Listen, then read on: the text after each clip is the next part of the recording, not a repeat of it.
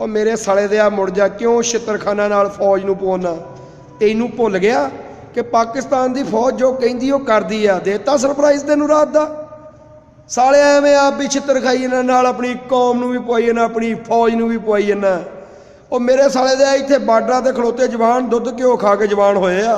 ਤੁਸੀਂ ਗਾਵਾਂ ਦਾ ਮੂਤ ਪੀ ਪੀ ਕੇ ਫੌਜੀ ਲੜਾਉਂਦੇ ਸਾਡੇ ਫੌਜੀਆਂ ਨਾਲ। ਉਹ ਸਾਡੇ ਫੌਜੀ ਛੱਡ ਤੂੰ ਤਾਂ ਸਾਡੀ ਪੰਜਾਬ ਪੁਲਿਸ ਦਾ ਮੁਕਾਬਲਾ ਨਹੀਂ ਕਰ ਸਕਦਾ। ਮਾਰ ਮਾਰ ਕੇ ਛਿੱਤਰ ਤੂੰ ਕੱਢ ਦੇਣਗੇ ਕੰਜਰਾ ਤੇਰਾ ਤੇ ਤੇਰੀ ਫੌਜ ਦਾ। ਇੱਥੇ ਯੂਸਫ ਨੂਰ, ਅਵੈਸ ਡੋਗਰ, ਸਰਫਰਾਜ ਡੋਗਰ ਵਰਗੇ ਫੌਜ ਪੁਲਿਸ ਦੇ ਜਵਾਨ ਆ। ਅਤੇ ਫੌਜ ਤਾਂ ਸਾਡੀ ਬਹੁਤ ਦੂਰ ਦੀ ਗੱਲ ਹੈ, ਜਿੱਥੇ ਅਮਰਜੀਤ ਸਿੰਘ, ਮੇਜਰ ਹਰਚਰਨ ਸਿੰਘ ਵਰਗੇ ਸਾਡੇ ਜਵਾਨ ਖਲੋਤੇ ਆ। ਤੂੰ ਉਹਨਾਂ ਦਾ ਕੀ ਮੁਕਾਬਲਾ ਕਰਨਾ ਤੇਰੀ ਫੌਜ ਨੇ? ਉਹ ਕੰਜਰਾ ਤੈਨੂੰ ਤਾਂ ਲਾਹੌਰ ਵਾਲੇ ਬਿੱਲੇ ਡੋਗਰ ਨੇ ਗਾਲਾਂ ਕੱਢ ਕੱਢ ਕੇ ਕੰਨਾਂ 'ਚੋਂ ਖੂਨ ਕੱਢ ਦੇਣਾ ਤੇਰਾ ਤੇ ਤੇਰੀ ਫੌਜ ਦਾ। ਬਾਜਾ ਮੇਰੇ ਸਾਲੇ ਦੇ ਆ, ਐਵੇਂ ਹੀ ਆਪਣੀ ਕੌਮ ਨੂੰ ਤੇ ਆਪਣੀ ਫੌਜ ਨੂੰ ਛਿੱਤਰ ਪਵਾਈ ਜਾਂਦਾ। ਮੁੜ ਜਾ ਭੈਣ ਦਿਆ ਖਸਮਾਂ, ਸਾਡੀ ਫੌਜ ਨੂੰ ਲਲਕਾਰਨਾ, ਤੈਨੂੰ ਭੱਜਣ ਨੂੰ ਥਾਂ ਨਹੀਂ ਲੱਭਣੀ।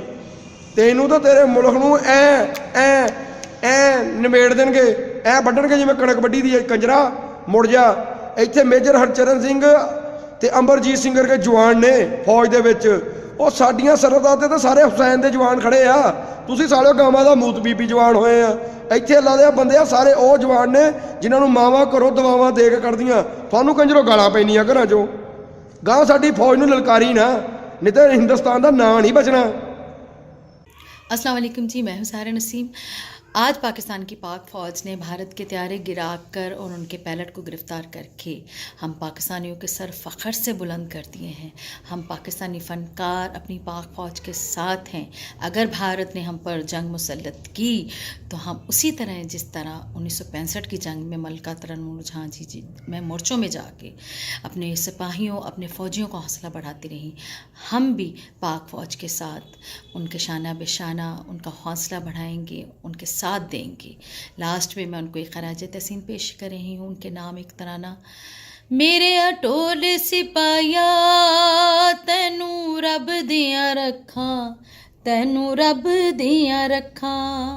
मेरे अटोल सिपाहिया तैनू रब दियां रखा, तैनू रब दियां रखा। अज तक दियां तैनू सारे जग दियां अखां। मेरे अटोल सिपाहिया तैनू रब दियां रखां, तैनू रब दियां रखां। पाकिस्तान जिंदाबाद, पाक फ़ौज जिंदाबाद। और मेरा सल्यूट है पाक फ़ौज को।